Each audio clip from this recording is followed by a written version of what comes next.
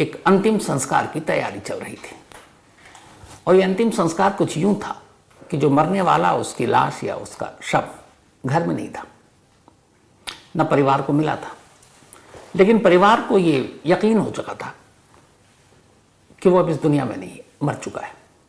लिहाजा जब सारी उम्मीदें खत्म हो गई तब परिवार ने अपने जो भी उनका रिचुअल था उसी हिसाब से अंतिम संस्कार की तैयारी शुरू की। और ये अंतिम संस्कार 4-5 दिनों तक उनकी जो भी रस्में थे वो रस्में पूरी होती। दूसरा दिन था, अंतिम संस्कार की रस्मों को शुरू हुए। तभी दूसरे दिन उसी परिवार की एक लड़की सोशल मीडिया पर कुछ देख रही थी और उसे एक तस्वीर दिखाई देती और उस तस्वीर के साथ एक खबर। उसे यकीन नहीं होता, उसे लगता है ये झूठ है। वो अपनी मां से बोलती है, मां भी हैरान। लेकिन अब यकीन करना है तो जो भी उस तस्वीर के साथ एक छोटी सी खबर थी, किसी तरीके से सर्च करके उसने उस संगठन तक अपनी पहुंच बनाई, उसे फोन किया और उसने कहा एक तस्वीर छपी है, एक शख्स जिसे जिंदा बचाया गया है और शायद किसी अस्पताल में काठमांडू के भर्ती है, क्या आप मुझे उसकी तस्वीर भेज सकते हैं और उसका नाम। उन्होंने कहा ठीक है। पलट कर सामने से एक दूसरी तस्वीर आई।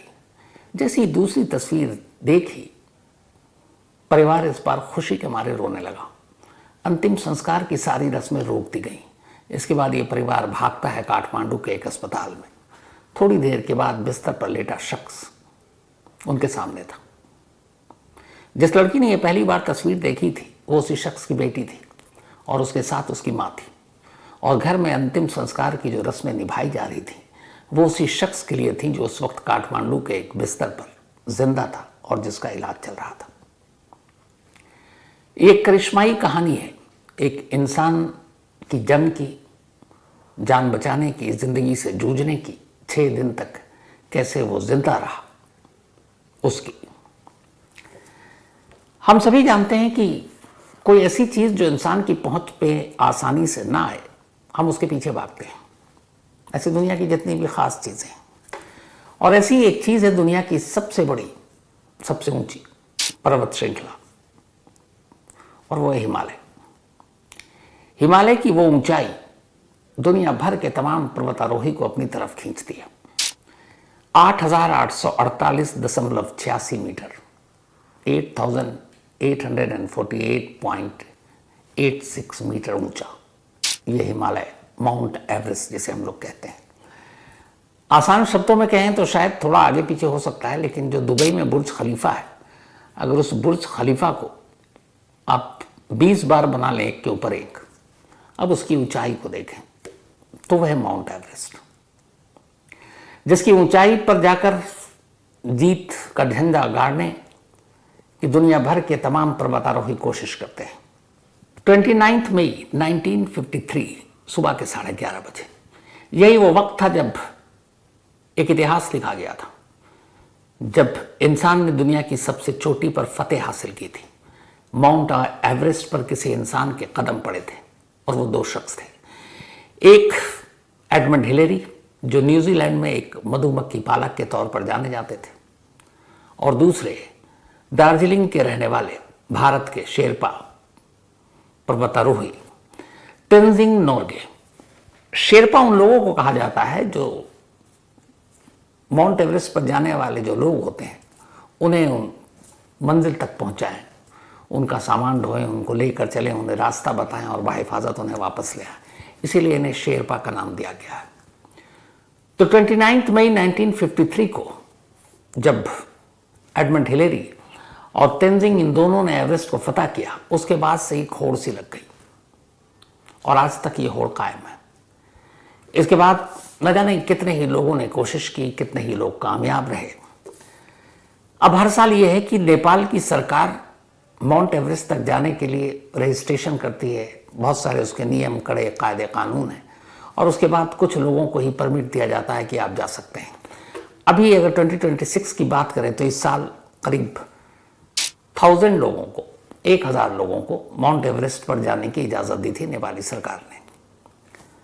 1000 लोगों ने कोशिश की और इनमें से करीब 600 के आसपास माउंट एवरेस्ट तक पहुंच भी गए, बाकी आधे रास्ते से लौट आए। तो ऐसे लोगों में एक पोलैंड के नागरिक थे, पर्वतारोही, उन्हें भी जाना था इसी माउंट एवरेस्ट को फतह करने के लिए। काठमांडू पे पहुंचे, सारी चीज़ें उनकी पूरी हो गई, कागजी कार्रवाई। उसके बाद उन्हें एक शेरपा मिला। शेरपा 53 साल का हिलेरी दावा पूरा नाम। और हिलेरी दावा शेरपा ने इसलिए अपना नाम रखा था क्योंकि वो एडमंड हिलेरी को बहुत एडमायर करता था। 52 साल की उम्र हिलेरी दावा शेरपा की, और ये अब तक 22 बार अलग अलग पर्वतारोही को माउंट एवरेस्ट तक ले जा चुका, मतलब बहुत ही सीजन, बहुत ही एक्सपीरियंस। 25 मई को पोलिश सिटीजन और हिलेरी देवा, ये दावा दोनों निकलते हैं काठमांडू से और पहुंचते हैं बेस कैंप पर। तो यही था कि माउंट एवरेस्ट को फतह करना है। दोनों जाते हैं, लेकिन करीब 24,600 फीट की ऊंचाई पर अभी ये पहुंचे ही थे।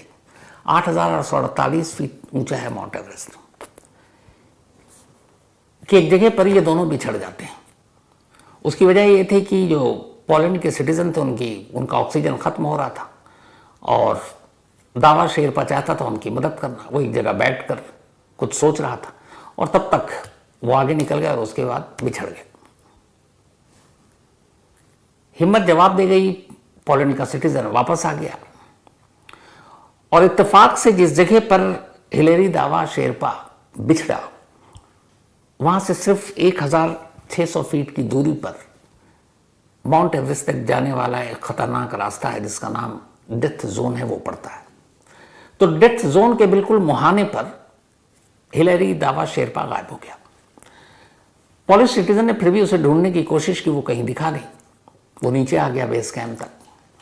इसके बाद उसने बताया, कुछ और अंग्रेजी एक दस्ता था, कुछ ब्रिटिश वहां पे पर्वतारोही आए थे, उनमें से एक ने देखा था आखिरी वक्त कि दावा शेरपा एक जगह पर बैठा हुआ है और कुछ हलचल भी हो रही है उसके शरीर में, तो मतलब जिंदा है। उन्हें लगा लौट आएगा, वो लौट आए। लेकिन उसके बाद उस शाम वो वापस नहीं आया। जब वापस नहीं आया तो फिर खबर दी गई, तो जो बचाव दल चॉपर जहां तक जा सकता है, हेलीकॉप्टर भेजा गया ढूंढने के लिए। सर्च ऑपरेशन शुरू हुआ। चॉपर ने चारों तरफ उड़ान भरी, लेकिन हिलेरी दावा शेरपा की कोई खबर नहीं मिली। इसके बाद उन्होंने एक बार और उड़ान भरी, 2-3 दिन तक ढूंढा। अब बर्फ ही बर्फ और -20, 25, 30 डिग्री टेम्परेचर। उसमें जैसे जैसे दिन बीतता जाए, इसका मतलब है कि उम्मीदें कम होती जा रही हैं। सर्च ऑपरेशन में मिला नहीं कहीं। इसके बाद जो बचाव दल था उसने हाथ खड़े कर लिए। उसने कहा, हमने जितनी भी जगह थी जो रूट पर, हमने सारा देखा, हमने खाई में भी देखा कि कहीं गिर तो नहीं गया, बट कहीं कोई सुराग नहीं मिला। तो बचाव दल ने अपने हाथ रोक लिए। परिवार को उधर खबर थी, परिवार परेशान। 6 दिन बीत गए। हर एक ये मान चुका था कि अब कभी भी हिलेरी दावा शेरपा लौट कर नहीं आएगा, उसकी मौत हो गई। जितने भी शेरपा या बहुत सारे ऐसे लोग होते हैं जब इस मिशन पर निकलते हैं माउंट एवरेस्ट पर, तो उनमें से बहुत से ऐसे लोग होते हैं जो खुद, जब आपको नेपाली गवर्नमेंट के साथ एग्रीमेंट होता है, जाने के लिए परमिट मिलता है, तो उसमें आपकी बहुत सारी चीज़ें पूछी जाती हैं। तो उसमें ऐसे बहुत सारे होते हैं जो ये कहते हैं, और उसमें ख़ासतौर पर ऐसे शेरपा लोग होते हैं कि अगर कभी माउंट एवरेस्ट जाते हुए हमारी मौत हो जाए तो हमारी लाश को वापस मत लाना, बाकी जो रस्में हैं पूरी कर लेना। अब चूंकि 22 बार इससे पहले हिलेरी दावा शेरपा माउंट एवरेस्ट के चक्कर काट चुका था और सक्सेसफुल, उसने भी ये कहा था कि अगर मैं कभी मर जाऊं तो मेरी लाश को मत लाना। उसकी एक वजह है। आमतौर पर जो पर्वतारोही जाते हैं उनमें ज़्यादातर बहुत सारे अमीर लोग होते हैं, उनके शौक अलग अलग होते हैं। तो जो लाशें वहां से अगर किसी की डेथ हो गई नीचे लाना, वो बड़ा खर्चीला है। मतलब एक बॉडी को अगर आप लाने के लिए बाकी शेरपा या किसी को भेजते हैं तो आप मान कर चलिए कि करीब 25-30 हज़ार डॉलर से लेके 2 लाख डॉलर तक का खर्च है, मतलब करोड़ रुपए से भी ज़्यादा। तो ये गरीब लोग अपनी लाश को ढूंढकर नीचे लाने के लिए, परिवार तक पहुंचाने के लिए इतना पैसा कहाँ से खर्च करेंगे। तो इसलिए बहुत सारे ये शेरपा कह देते हैं कि अगर हमारी मौत हो जाए तो लाश को छोड़ देना। और डेथ जोन के आसपास ऐसी बहुत सी लाशें हैं, कई लाशें तो अब मंजिल बन चुकी हैं। असल में माउंट एवरेस्ट से करीब करीब 2000 फीट नीचे यही वो डेड जोन है। जितने भी माउंट एवरेस्ट तक जाते हैं उनमें सबसे ज़्यादा मौत इसी डेड जोन के इर्द गिर्द होती है। उसकी वजह यह है कि एक तो यहाँ का रास्ता बिल्कुल खड़ी चढ़ाई, और यहाँ तक आने के बाद फिर ऑक्सीजन और यहाँ की हवा इतनी पतली हो जाती है कि सांस लेना मुश्किल, तमाम तरह की सर दर्द से लेके अजीब अजीब उलझने, अजीब अजीब तरह की बॉडी में हरकतें होने लगती हैं। तो डेड जोन जो पार कर गया समझ लीजिए कर गया। 1922 से अभी तक जो हिसाब किताब रखा गया है उसमें यह है कि करीब करीब माउंट एवरेस्ट तक जाने वाले जो पर्वतारोही या शेरपा हैं उनमें से 340 लोग अपनी जान गंवा चुके हैं, 340। और कहते हैं कि इनमें से 200 ऐसे लोग हैं जिनकी मौत इसी डेड जोन में हुई। आज भी इस डेड जोन के इर्द गिर्द तमाम लाशें पड़ी हैं। तो जब बचाव दल ने हाथ खड़े कर लिए और कहा कि अब कहीं मिला नहीं हिलेरी दावा शेरपा, और अब इतने दिन हो गए उसके बचने की कोई गुंजाइश नहीं, क्योंकि ये लोग जब जाते हैं माउंट एवरेस्ट तक तो लम्हे लम्हे का हिसाब होता है, ऑक्सीजन कितने घंटे का है, कितने मिनट का है, खाना क्या है, पानी कितना है, क्योंकि आप इतना वजन लेकर इतनी ऊंचाई तक एक्स्ट्रा फालतू चीज़ लेके नहीं चल सकते हैं। तो इसीलिए जाते हैं, फिर बेस कैंप होता है, बेस कैंप पर लौटते हैं। तो अब 6 दिन तक वो है नहीं और 6 दिन का उसके पास खाना पीना ऑक्सीजन नामुमकिन, तो इसीलिए मान लिया गया कि वो मर चुका है। जब बचाव दल ने हाथ खड़े कर लिए, घर वालों को खबर दी गई और अब 6 दिन हो चुके, तो फिर ये हुआ कि अब उसके ज़िंदा बचने की कोई उम्मीद नहीं है। फिर ये भी था कि लाश जहाँ मर जाए लाने की कोशिश ना करना। तो ऐसे बहुत सारे शेरपा के परिवार में ये हुआ कि उनकी लाश के बिना ही उनके अंतिम संस्कार की रस्मों को पूरा किया गया। घर वालों ने भी यही किया कि 6 दिन बाद ज़िंदगी की अब कोई उम्मीद थी नहीं। उन्होंने अब हिलेरी दावा शेरपा की अंतिम संस्कार की जो रस्में बिना लाश के जिस तरीके से निभाई जा सकती हैं वो पूरी करनी शुरू कर दी, और उसका दूसरा दिन था। तभी होता ही है कि ठीक 6ठे दिन एक बचाव दल भी नहीं, एक सफाई दल बेस कैंप के ऊपर जाता है सफाई करने के लिए, कचरा उठाने के लिए। असल में इस माउंट एवरेस्ट की चढ़ाई के शौकीन ने एक और काम कर दिया है। कहते हैं कि दुनिया में सबसे ऊंचा कूड़ा घर अगर कोई है तो वो माउंट एवरेस्ट के इर्द गिर्द ही है, क्योंकि अब तक जितने, जब हर साल 1000 के करीब पर्वतारोही जाते हैं तो अपने साथ सामान लेकर जाते हैं, टेंट लेकर जाते हैं, ऑक्सीजन का सिलेंडर लेकर जाते हैं, खाने पीने की चीज़ें लेकर जाते हैं, बहुत सारी ऐसी चीज़ें होती हैं। तो अब ये सबका वजन होता है। तो जब आप ऊंचाई पर चढ़ते हैं तो सांसें भी फूलती है, और जितने ऊंचे आप जा रहे हैं जैसे डेड जोन के इर्द गिर्द तो बहुत सारी परेशानियां हैं। तो ऐसे पर्वतारोही करते क्या है कि वापसी में या फिर बेस कैंप जहाँ से अब नीचे आना है तो जो खाली हो चुका सामान है, जो उनका टेंट है या कुछ खाली सिलेंडर हो गया ऑक्सीजन का, अब उन्हें ऑक्सीजन की ज़रूरत नहीं है, वो सब वहीं फेंक के आ जाते हैं। ये चंद तस्वीरें हैं उसी माउंट एवरेस्ट के इर्द गिर्द के अलग अलग बेस कैंप की, जहाँ पर ये आप कचरा देखिए।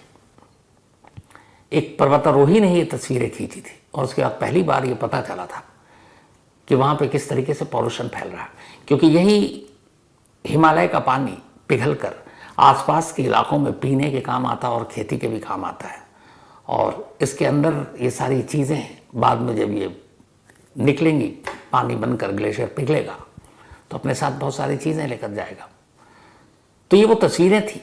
तो नेपाल सरकार ने ये किया कि जब करीब कहते हैं कि 10,000 टन से ज़्यादा कचरा उस जगह पर फैला हुआ है अलग अलग, क्योंकि हर साल इतनी बड़ी तादाद में लोग जाते हैं, तब उस कचरे की सफाई करनी है। तो इसीलिए नेपाली सरकार ने एक और नियम बनाया कि जो भी पर्वतारोही जाएगा उससे वो 3 लाख रुपए एक सिक्योरिटी मनी के तौर पर रखते हैं कि 3 लाख रुपए आपको वापस मिल जाएंगे अगर आप ऊपर जाते हैं और वहाँ से कम 8 किलो कचरा अपने साथ नीचे लाते हैं। एक पर्वतारोही अमूमन जब ऊपर जाता है तो अपने साथ 8 किलो का सामान लेकर जाता है, क्योंकि इसके बाद इससे ज़्यादा वजन के साथ चढ़ाई नहीं कर सकता। तो वापसी में वो सारी चीज़ें खाली हो जाती हैं, ऑक्सीजन की ज़रूरत नहीं पड़ती। तो ये है कि तुम कम से कम खाली आ रहे हो तो 8 किलो कचरा ले आओ। तो अगर 8 किलो कचरा ले आते हो तो तुम्हें सिक्योरिटी मनी वापस कर दी जाएगी 3 लाख रुपए। लेकिन डेथ जोन या उसके इर्द गिर्द जो कचरा है वो ऊपर से कोई लाने की हिम्मत नहीं करता। तो जब से जो आखिर का बेस कैंप है वहीं से कुछ ले आते हैं तो मसला हल होता नहीं। तो इसीलिए सरकारी एजेंसियां वहाँ की अब इस काम पे लगाई गई हैं कि कचरा साफ किया जाए। तो सरकारी एजेंसियां वहाँ पे काम करती हैं कचरा उठाने की। तो ऐसे ही एक कचरा उठाने वाले पूरी एक टीम उस जगह पर पहुंची हुई थी। अचानक उनकी नज़र पड़ी कि दूर एक बर्फ से एक शख्स रेंगता हुआ शायद दिखाई दे रहा है नीचे की तरफ, बहुत धीरे धीरे। उन्होंने ध्यान से देखा, फिर दूरबीन से देखा, उन्हें लगा कोई इंसान है। और जिस तरीके से खिसक रहा था या रेंग रहा था, उससे अंदाजा हो गया कि यह जिंदा है। मतलब हैरान थे वो लोग। इसके बाद कुछ वक्त के बाद वहां पर वो टीम पहुंचती है। जब पहुंचती है तो पूछती है आप कौन हो? वो बताता है मेरा नाम हिलेरी दावा शेरपा है। अब तक उसकी गुमशुदगी की खबर फैल चुकी थी। वो सब हैरान थे। ठंड की वजह से, बर्फ की वजह से, भूख प्यास की वजह से उसके हाथ पैर ज्यादातर बेकार हो चुके थे। कई जगह से हड्डियां टूट चुकी थी, लेकिन सांसें चल रही थी और होश में था। उसे फौरन नीचे लाया गया, फिर एक चॉपर में उसे बिठाया गया और उसको काठमांडू ले जाया गया और फिर अस्पताल में उसका इलाज शुरू हुआ। शुरुआती इलाज तो वहीं बेस कैंप में हुआ था और करिश्माई अंदाज में हिलेरी जिंदा था। जब वो थोड़ा ठीक हुआ, इसके बाद परिवार गया जो उसका अंतिम संस्कार करने की तैयारी कर रहे थे। दूसरा दिन था। तब उससे पूछा गया कि तुम जिंदा कैसे बच गए और बिछड़े कैसे? तब उसने कहा कि जब हम डेथ जोन से थोड़ा पहले थे तो अचानक जो मेरे साथ जिसको लेकर आए थे, पोलैंड का वो पर्वतारोही, ऑक्सीजन सिलेंडर में कुछ गड़बड़ था। मैंने कहा ठीक, मैं इसको कुछ करता हूं। और इसी बीच में फिर वो ठीक करके उसे दिया और मैं अपना चेक करने लगा और इस दौरान में वो मुझे दिखाई नहीं दिया। फिर एक तूफान आया बर्फीला, तो मैं कुछ देर बैठ गया, फिर खड़ा हुआ, तूफान गया तो देखा वो कहीं है नहीं। तो मैं ऊपर की तरफ चला गया और वो नीचे की तरफ जा रहा था। फिर ऊपर की तरफ गया तो इसी दौरान में एक तूफान आया और मैं एक उसी बर्फीले पहाड़ में फिसल कर एक बहुत बड़े गड्ढे में जा गिरा। मुझे कुछ दिखाई नहीं दे रहा था। मुझे लगा कि अब यही जगह जो है, यही मेरी खबर बन जाएगी। 2.5 दिन वहां गुजारे। कुछ जेब में चॉकलेट थी, वो तो खाया, लेकिन अब प्यास भी लग रही है, भूख भी लग रही है। तो बर्फ जो है वो मजबूरी में खा रहा हूं ताकि कम से कम कुछ लगे। तो बर्फ खा रहा हूं, कुछ बर्फ जो तूफान की वजह से पिघल रहा है उसका पानी पी रहा हूं। फिर 2.5 दिन बाद अचानक एक और तूफान आया और उस तूफान की वजह से उस गड्ढे में बहुत सारे बर्फ आकर गिरे, मुलायम मुलायम। फिर इससे मेरी को ऊंचाई मिली और मैं उस गड्ढे से बाहर आया। बाहर आने के बाद अब मेरे अंदर इतनी हिम्मत नहीं थी कि मैं खड़ा होकर चल सकूं। तो मैं बस रेंगना शुरू किया। भूख लगती, बर्फ खाता। बर्फ खाने की वजह से दांत, मुंह उसके सब दर्द करने लगे। कहीं पर कई ऐसी जगह मिली जहां पे मुलायम बर्फ था नहीं, बर्फ जमा हुआ, उसे दांत से तोड़कर खाने में मुश्किल आ रही थी। जो चॉकलेट एक बजा था उसने बस पहले 1-2 दिन साथ दिया, उसके बाद खत्म। उसे लगा कि अब वो इस दुनिया में बस यही है, अब नहीं बचेगा नहीं। बोला पर मैं रेंगता रहा, मैंने हिम्मत नहीं हारा। बोला मैं नीचे की तरफ तब तक जाऊंगा शायद कोई इंसान दिख जाए। वो उस रूट से भी अलग था जिस रूट से अमूमन पर्वतारोही माउंट एवरेस्ट की तरफ बढ़ते थे या चलते थे। अगर वो उसके इर्द गिर्द होता तो दिख जाता, लेकिन वो अलग था। तो उसी तरह रेंगता रहा। उसे यही पता नहीं कितने दिन बीते, कितने घंटे बीते, और फिर छठे दिन उसे पहली बार कुछ इंसान दूर दिखाई दिए और इत्तेफाक से उसका नसीब अच्छा था कि उन्होंने उसे भी देख लिया और फिर उस तक आए और इस तरीके से उसकी जान बच गई। 6 दिन भूखा प्यासा बर्फ खाकर हिलेरी दावा शेरपा, जिसके घर पर उसका अंतिम संस्कार हो रहा है, और वो जिंदा लौटा। जो माउंट एवरेस्ट है, इसको लेकर अब दिक्कत एक ये भी आ रही है कि हर साल लोगों की भीड़ बढ़ती जा रही है, जैसे कचरा बढ़ रहा है। एक और भी चीज़ ये हो रही है कि अब एक साथ टीमें जो जाती हैं तो उसकी वजह से अब चढ़ाई में कतारें लगने लगी हैं, क्योंकि रूट एक है, आसपास खाई है। खतरनाक इतना है कि अगर आपके एक कदम डगमगाए तो आप गहरी खाई में गिरेंगे, उसके बाद कभी मिलेंगे भी नहीं। और उसी पर आपको वेट भी करना है क्योंकि आगे भीड़ है। और एक ही लाइन में चलनी है, ऐसी कुछ कई तस्वीरें हैं। तो उसकी वजह से भी मुश्किल आ रही है, कचरे की वजह से भी मुश्किल आ रही है। और 200 के करीब जो लाशें हैं डेड जोन के इर्द गिर्द, उनकी तो कहानी अब ये हो गई है कि वो माइलस्टोन बन गए, उससे पता चलता है। और वो जितनी भी लाशें हैं, अगर कोई पहचान में आ गया, दूसरे शेरपा ने पहचान लिया, तो उस नाम से वो माइलस्टोन बना दिया।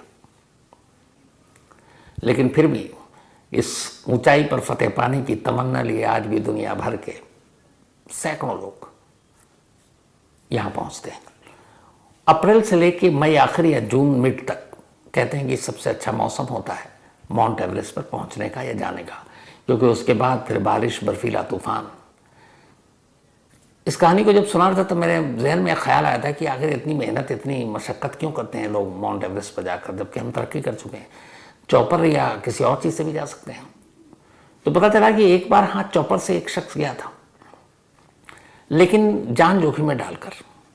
असल में माउंट एवरेस्ट और डेथ जोन के बाद की जो ऊंचाई है, वहाँ पर ऑक्सीजन की सख्त कमी के साथ साथ हवा इतनी पतली होती है कि बैलेंस नहीं होता। तो इसलिए वहाँ पे उड़ना चॉपर का अपने आप में जोखिम है। कई बार जैसे हम लोग फ्लाई करते हैं, वेदर ख़राब होता है, प्लेन कैसे हिलने लगता है, तो यही हाल होता है। यही वजह है कि लोग या चॉपर माउंट एवरेस्ट के करीब, मतलब है बहुत खूबसूरत। मैंने तो सिर्फ ऊपर